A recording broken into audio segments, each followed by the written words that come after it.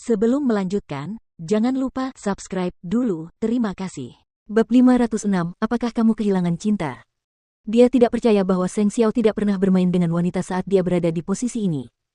Bagaimanapun, Seng Xiao bukanlah pria yang jujur. Dia pernah ke tempat hiburan sebelumnya. Namun, dia salah. Seng Xiao sebenarnya tidak pernah berhubungan dekat dengan wanita manapun sebelum dia bertemu Mukiki. Bukankah lebih menyebalkan lagi jika seseorang yang tidak Anda sukai sejak awal muncul di tempat tidur Anda? Meskipun Seng Xiao pergi ke tempat hiburan, ia biasanya hanya akan bertemu dengan teman-temannya dalam waktu singkat. Ia terlalu malas untuk melihat wanita-wanita baik lainnya, apalagi menyentuh wanita-wanita yang telah disentuh dan dicium oleh orang lain. Seng Kai bisa melakukannya, tapi Seng Xiao tidak. Dia terobsesi dengan kebersihan, jadi kenapa?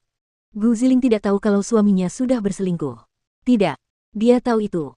Setelah kejadian makan malam amal itu, hampir mustahil bagi mereka untuk kembali seperti dulu.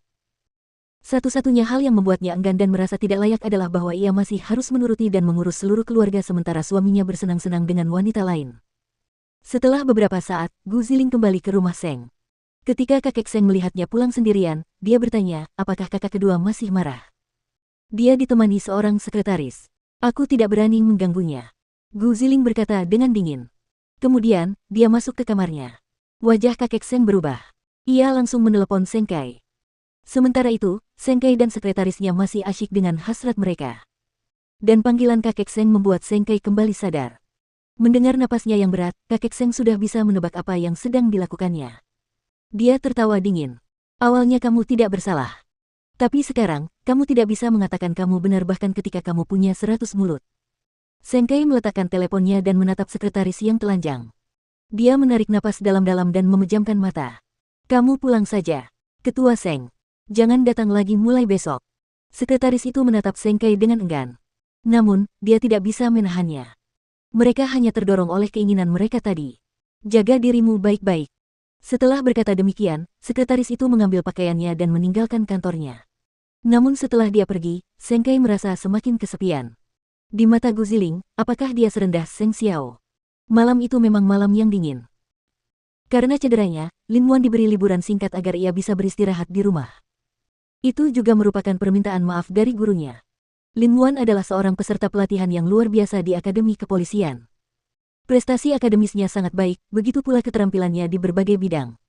Jadi, absen beberapa hari dari pelatihan tidak akan banyak memengaruhinya. Lin Muan menerima tawaran itu dengan senang hati. Hanya saja ketika dia muncul di Lu Mansion, Mama Lu terkejut. Lu Qianqian menjelaskan seluruh kejadian itu kepada ibunya. Setelah mendengar seluruh ceritanya, Mama Lu merasa sedih. Dia adalah darah dagingnya. Bagaimana dia bisa begitu kejam? Ibu, semuanya sudah berakhir. Ibu bisa istirahat. Aku akan menjaganya. Kamu juga harus istirahat lebih awal. Mama Lu menghela napas dan kembali ke kamarnya. Ia pikir ia harus berusaha untuk pergi ke keluarga Lin sekali lagi, apapun yang terjadi. Adapun Lin Muan, dia tersenyum pada Lu Qianqian. Apa yang harus kulakukan? Aku sangat menginginkanmu. Tapi sekarang aku bahkan tidak bisa memelukmu. Lu Qianqian mencubit telinganya. Tidak ada hal lain yang bisa kau pikirkan di kepalamu. Apa yang harus dipikirkan seorang pria selain ini? Qianqian, ayo masuk ke kamar. Aku berlari dan berkelahi begitu banyak hari ini dan sekarang aku jadi bau. Selain itu, aku terluka. Bisakah kau membantuku membersihkan diri? Wajah Lu Qianqian memerah, tetapi dia tidak menolak sarannya. Pasangan itu masuk ke kamar mandi. Lu Qianqian mengisi bak mandi dengan air hangat dan membantu Lin Muan menanggalkan pakaiannya. Kemudian, ia berbaring di bak mandi. Masuklah, agar aku merasa nyaman. Lu Qianqian melihat luka-luka di tubuh Lin Muan. Seluruh tubuhnya memar. Lu Qianqian tidak bisa menolaknya, jadi dia menanggalkan pakaiannya dan duduk di pangkuannya. Jangan bergerak, itu di luar kendaliku. Lin Muan agak polos. Qianqian, aku benar-benar menginginkanmu. Aku ingin merasakan hubungan kita secara nyata dan membiarkan seluruh dunia mengetahuinya. Lu Qianqian tidak berdaya dan berkata, kalau begitu cepatlah rasakan. Kamu akan menjadi polisi di masa depan, tidak baik bagimu untuk bertindak seperti bajingan. Aku tidak bersalah. Aku hanya memperlakukanmu seperti ini. Keesokan paginya, di kantor Zongteng. Ketika Seng Xiao teringat perjalanan Mukiki ke kota Ye, dia segera menghubungi sekretaris He dan setuju untuk bertemu dengan orang penting di kota Ye. Kemudian, dia menyuruh Suce pergi ke kota Ye sebelum mereka untuk mengatur hotel dan segala hal lainnya. Sekarang dia hanya perlu menunggu si kecil tiba dan kemudian mengejutkannya. Di kampus, Mukiki membalas pesan dosennya dan menerima tawaran untuk mengikuti program pertukaran pelajar. Ia tidak mau melewatkan kesempatan itu. Namun Feng Shanshan mengedipkan mata padanya. Kamu akan pergi ke kota Ye. Apakah putra mahkotamu tidak khawatir?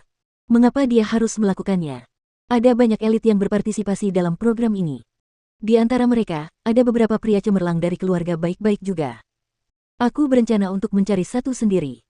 Bagaimana Seng Xiao bisa yakin mengizinkanmu tinggal bersama kami? Oh, kumohon. Mukiki bersikap acuh tak acuh. Kau tahu kenapa aku tidak mau bicara denganmu di kampus? Kau sangat membosankan. Mukiki mengangkat bahu, menunjukkan bahwa dia tidak peduli. Hanya saja ketika dia memikirkan fakta bahwa dia harus berpisah dengan Seng Xiao selama 4 hari, dia merasa sedih. Meskipun dia menertawakan Seng Xiao karena krisis parubaya yang dialaminya, apakah dia juga memahaminya? Memikirkan hal ini, Mukiki langsung pergi ke Zongteng setelah pelajaran hari itu.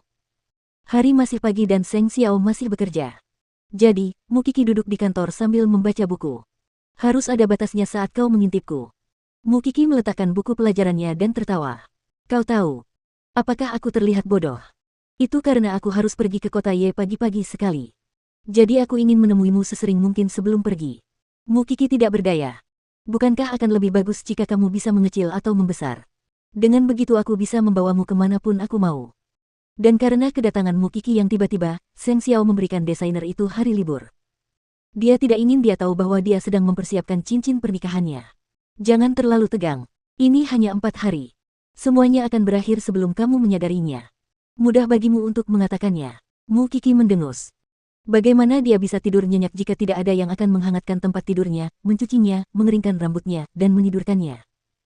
Tapi, Feng Shanshan mengatakan akan ada banyak pemuda cemerlang yang akan mengikuti program itu. Dasar kau makhluk kecil yang menjijikkan, apakah kau kehilangan cinta? Mendengar ini, Mukiki mengaku kalah. Aku akan membantu Feng Shanshan mencari pria yang baik. Apakah kamu akan melihat pria lainnya? Hah? Setelah melihat begitu banyak pria, termasuk pria-pria terkenal di Sengting, aku bersumpah bahwa suamiku adalah pria paling tampan.